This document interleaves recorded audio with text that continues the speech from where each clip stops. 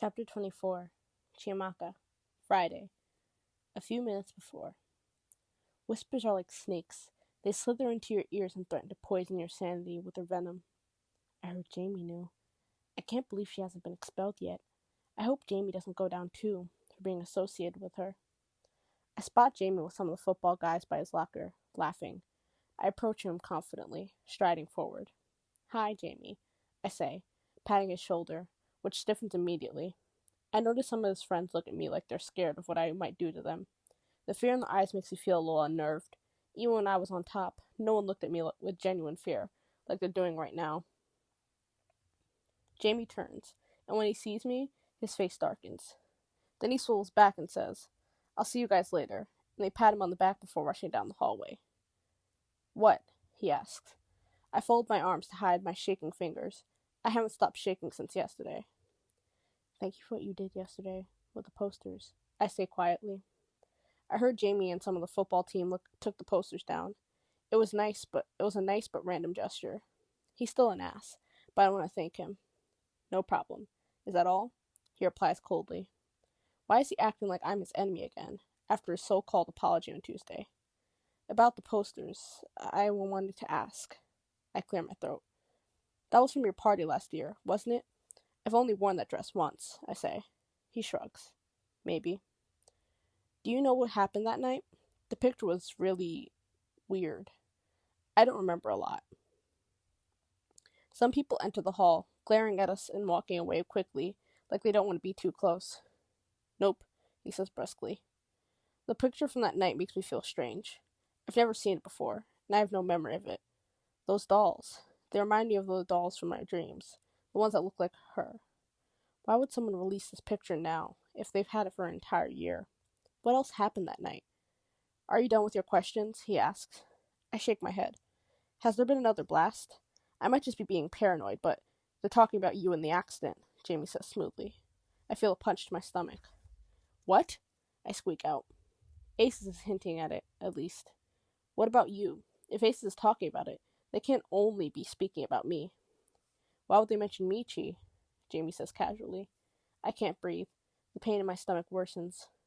"What?" I say a little louder. "I didn't do anything." Jamie was there. Jamie was driving the car. He was supposed to be watching the road, and he hit her. "Didn't you hit her? Leave the body? That's a call to hit and run, Chi. People go down for that." Jamie's voice burns in my ears. I see blood. I see her blonde matted curls. I see her wide eyes. I see her limp body. I want to cry. "You knocked her down, Jamie. You did that. You drove me away. You didn't let us call an ambulance or the cops. Sure about that, Chi?" he asks with a smile, giving me a look that crumples everything inside. It was a look I always thought meant mischief, but now it feels like hate. The candy store. Aces knowing so much. The way Jamie is speaking. Before it seemed impossible, seeing as he claimed to love Belle, but maybe he would jeopardize the relationship just to hurt me. Like I said, love and hate are twisted versions of each other. Maybe his secret hatred of me outweighed whatever he felt for Belle. Jamie turns, stopping in his tracks when I stammer. It's you, isn't it?" There's a slight tremor in my fingers as I tuck a piece of hair behind my ear. "You're Aces. You set me up in the candy store. You've been spreading my secrets around school. You're the only one who could have known all those things about me.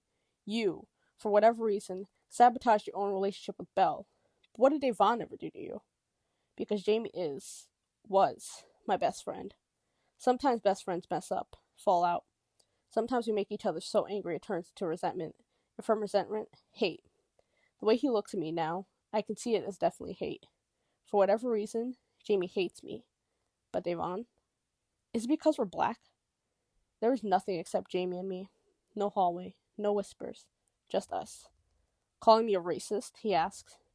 Growing up, I realized quite quickly that people hate being called racist more than they hate racism itself, which is why I'm not surprised when Jamie pauses, places a hand in his pocket, and slowly swivels back around as he speaks. On his face there is this unsettling smile that grows wider the longer I stare at it. He steps forward.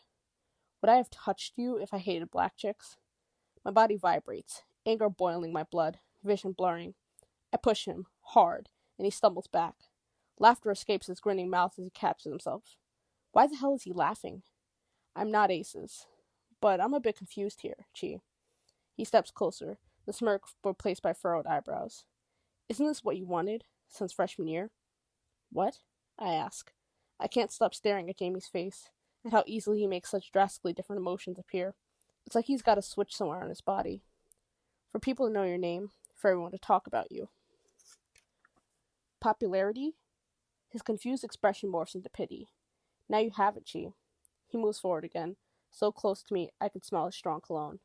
How, after all of this, he gestures around the now almost full hallway, a grin plastered to his face.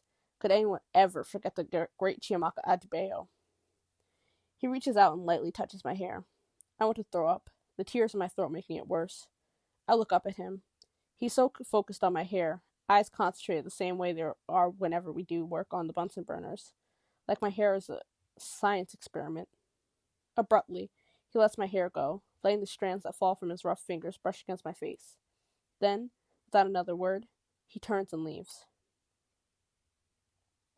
The girl who haunts my mind wraps her hand around my neck and starts squeezing, her scream echoing in my brain as I rush through the double doors, up the stairs, and into Davon's music class, where I told him I'd meet him. When I get there, he's staring down at his phone. He's seen it too. Davon, I think something bad is going to happen to me, I cry out, letting myself go, unable to stop. The emotions pile on top of one another. How scared I felt yesterday, how terrified I feel now. Everyone is looking at my passed out body, laughing at it. Jamie watching my body, using it, laughing at it. That's Yale gone, my future. I'm gonna work in a fast food restaurant. I can't be a doctor with this. Chiamaka.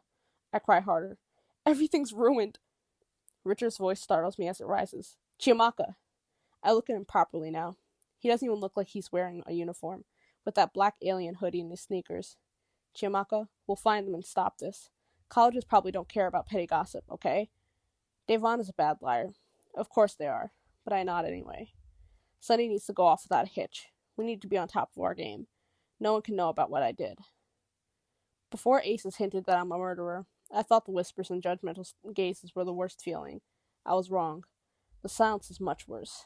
Now, whenever I walk into a hallway or step into a class, everyone goes silent, even the teachers. The silence is a lot louder and more suffocating than the low voices. I barely made it through today. It's hard trying to pretend I'm okay when I'm not. I finish detention, after doing a double shift for missing yesterday's, and waiting for me outside is Belle. She has this huge smile on her face, like I haven't been accused of murder, like my whole life isn't falling apart, like someone isn't trying to ruin me. Belle hasn't seemed fazed by what Aces did. I don't know if that makes her naive or perfect. She hugs me, but I can only feel like this hug is a goodbye. I'm just waiting for the next message from Aces now. Their story, their evidence. What are they going to say? That I was the one who drove the car, hit the girl, and left her there? In reality, I'm an accomplice at most, but that doesn't matter. Aces has twisted everything. And who'd believe me over the legacy kid Jamie Fitzjohn? No one. My power has only ever been in the hallways, and what people thought of me. How can that compete against someone whose parents are Inveus alumni and donors, people who hold actual power? Belle links her arms through mine, and I hold on tightly as we start walking, leaving the school. Can I walk you home? I say, hoping she says yes. I don't want to be left alone in my room. Sure, and on the way I'll tell you how Jamie tried to tell me he has changed.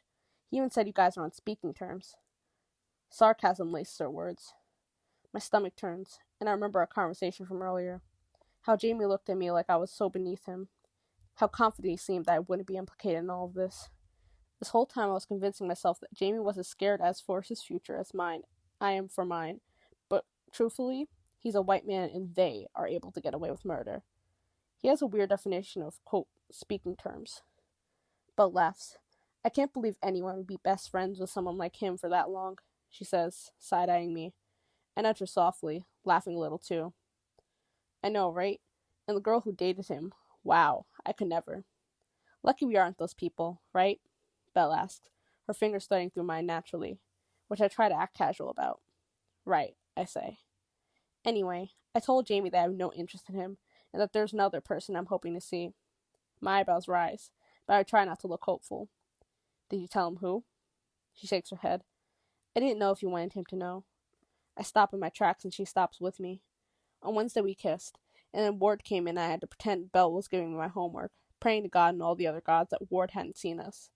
Belle rushed out and we didn't get to speak about it, especially after yesterday, when I just wanted to be alone. Until now. We start walking again.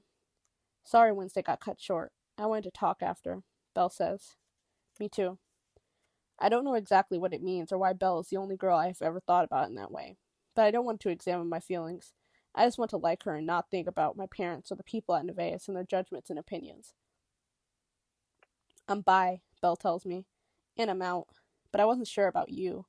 I mean, everyone sort of knows all the things about you, like the guys you dated, and I didn't want to assume anything, but you pretty much hated me while I was with Jamie, so I thought the most we could ever be is good friends. Until Wednesday. She says Wednesday with a playful smile. I didn't realize I liked you till Wednesday. Well, I guess I was denying it, I say. And for the record, I never hated you. Right, she says after a long pause. We've reached Belle's house now. We stand, looking at each other like it's a contest. I try not to blink, in case it is a contest. Then she blinks, and I win. Can I kiss you again? We never really got to finish, which I think is so unfair. Belle asks, moving closer. Just to be fair, I say, and she kisses me again, this time uninterrupted. From watching TV and reading books, I always got the idea that a girl liking someone who isn't a guy is meant to be a big deal and that there should be this pressing self-hate that comes with it.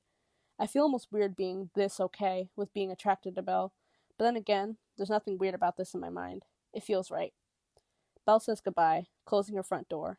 I start to walk towards my place, a headache forming as I'm left alone with my worries. I can't imagine not following through with the future I've dreamed about. I can't imagine going to jail, and I also can't imagine how disappointed my parents will be. I've only ever worked to make them proud. Now they'll think all their sacrifices were wasted on a monster. I don't notice the black car following me until a few houses down. It moves steadily, stopping and slowing when I do, then speeding up when I pick up the pace. I swallow, walking faster. I'm probably being paranoid, I tell myself, glancing at the car window. My heart stops. Though the reflections on the glass make it hard to see clearly, I spot a pair of black-gloved hands on the wheel and the same creepy mask from Thursday covering the person's face. I start to run down the sidewalk, breathing hard now, eyes stinging as I try not to fall over. What is this? My toes feel numb, my stilettos, as I try to outrun the car, the sound of the engine revving making my whole body tremble. I can see my house's gates in the distance, and by the time I reach them, stumbling down the path, I can hardly breathe. I'm hyperventilating. As I push the key code into the pad and rush through, I hear the car engine switch off. I unlock the front door and dive inside, slamming and shut, sliding both bolts across. I back away from the door like it's a bomb about to go off, trying to catch my breath but finding it hard to get air in. As I watch, there's a distant movement behind the blurry panes of the door. They can't get in through the gates. They can't get in through the gates. There's an angry beep of the keypad before a figure approaches the door, and the distorted smile and pale skin of the mask comes into view. I scream, backing farther down the hallway. Mom! Dad! I yell, sobbing as I watch the door. No one answers. Not that I should be surprised. They're usually at the hospital when I get at home at this time. Hardly ever home at all. Someone help, please. I whisper the last part, voice breaking. Again, no answer. I watch as the figure stands there, watching me. Then I watch as the mail slot opens, my heart rattling my rib cage as a gloved hand pushes an envelope in. It falls to the ground as the metal flap shuts. I don't move. After a few moments, the figure starts to back away, a single black line that thins as it gets farther and farther in the distance. I stand in silence for a few minutes, my tears drying up, fingers still shaking as I try to gather myself and work out what to do. I move toward the door slowly, snatching the envelope up and opening it. It's filled with Polaroid shots. The first picture is of my house from inside the gates.